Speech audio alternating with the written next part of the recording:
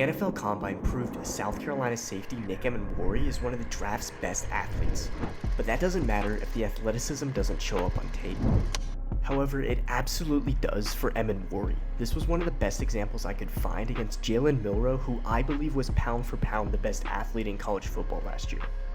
Alabama's in an unbalanced formation running pin and pull read, and the end who has contained is Dylan Stewart, the freshman All-American, obviously no slouch as an athlete as well, but Milroe still gets past him, and that's why South Carolina has Emmanwori slow playing the mesh, and he mirrors Milroe stride for stride. You can see how he really makes him work for what ends up to be 1 or 2 yards.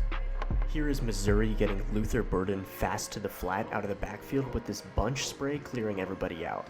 Emmanwori triggers on it, and it's one-on-one in open space, and this is what made Burden his money a year ago when he led the country in yards after catch.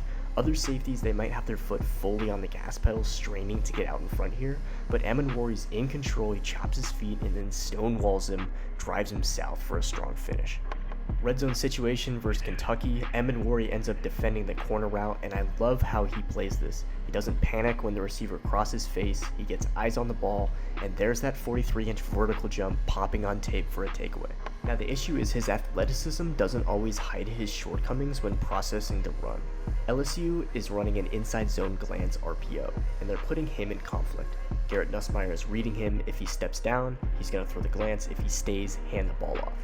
Emmanwori is supposed to be the solution, the guy who can overcome these conflict situations and still make the play. And you can see he's late to react, and because of that, he doesn't have a good angle on the ball carrier, even with that 4.38 speed.